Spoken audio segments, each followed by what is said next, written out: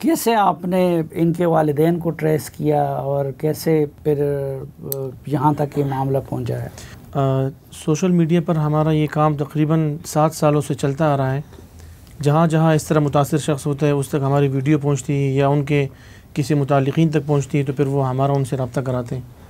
आसिफ भाई के लिए भी एक साहिब ने हमारी वीडियो कहीं देखी थी, तो उनसे उस वीडियो से हमारा नंबर लेकर उन्होंने इनकी डिटेल भेजी कि इस तरह हमारे पास एक बच्चा लड़का है जिनको बचपन में अगवा किया गया था।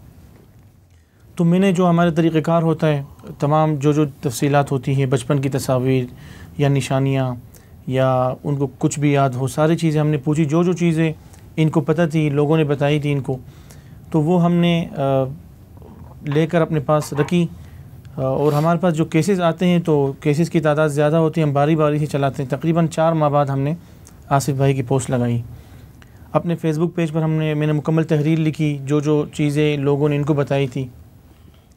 वो पोस्ट जब हमने अपने पेज पर लगाई तो बहुत सारे लोगों ने कमेंट्स किए। लोगों ने, बल्कि पाकिस्तान भर से मुझे कॉलें आ रही थी, बल्कि बैरूनी ममालिक से भी लोग कॉल कर रहे थे और तस्दीक करना चाह रहे थे कि एक बच्चा 2 साल की उम्र में कैसे गुम हुआ, ये कैसी बात है। क्योंकि हम उस पोस्ट में मुकम्मल तफसील तो नहीं लिख सकते थे, बात लंबी हो जाती, फिर कोई मतलब ख़ास तवज्जो नहीं देता था। तो फिर मैं उनको समझाता कि ऐसा मसला था, तो फिर वो हमारी आवाज़ को आगे पहुंचाते। तो तकरीबन 4-5 रोज़ बाद हमें एक नंबर से कॉल आई और उन्होंने बताया कि ये हमारा भाई है। तो मैंने कहा ऐसे कैसे? हम कहे आपके भाई, आप हमें कुछ बताएं इनके बारे में। तो उन्होंने इनके वो जो बाल रखे थे बचपन में वालिदैन ने इनके, वो निशानी बताई और 1992 का बताया, और वही जो इनकी मतलब जो चीज़ें याद थी कि ये बरी इमाम से उठाया गया था। फिर मैंने उनसे वक्त का पूछा कि आप अपने वालिदैन से पूछे कि आसिफ को किस टाइम उठाया गया था। तो उन्होंने बताया कि वालिदा कह रही मतलब अंधेरा होने लगा था उस टाइम, मगरिब से ज़रा पहले। तो इन्होंने भी यही बताया था। तो फिर मैंने उनसे कहा कि आपके पास कुछ दस्तावेज़ हो, किसी डॉक्यूमेंट्स में नाम हो या कोई रिपोर्ट हो।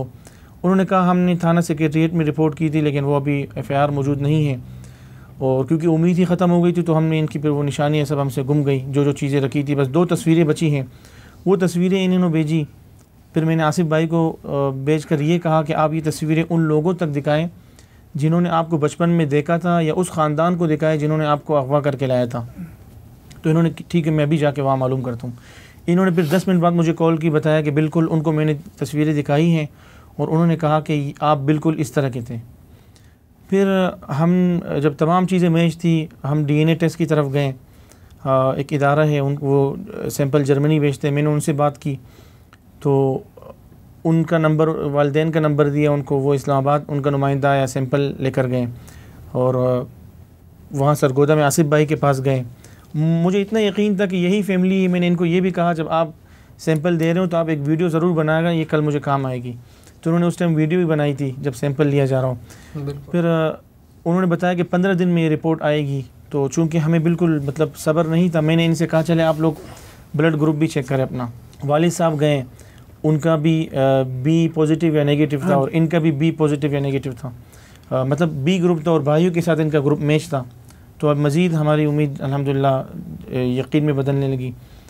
फिर 2 रोज़ कबल हमें DNA टेस्ट की रिपोर्ट में भी इनका आपस में मिल गया। जी 2 रोज़ कबल हमें कॉल आई, वो रिपोर्ट भी हमें मौसूल हुई, हमने आपको वो शेयर भी की है। और अल्हम्दुलिल्लाह उसमें 99% से भी ज़्यादा उन्होंने कहा कि ये साबित है कि ये इनके वालिद हैं। चाचा जी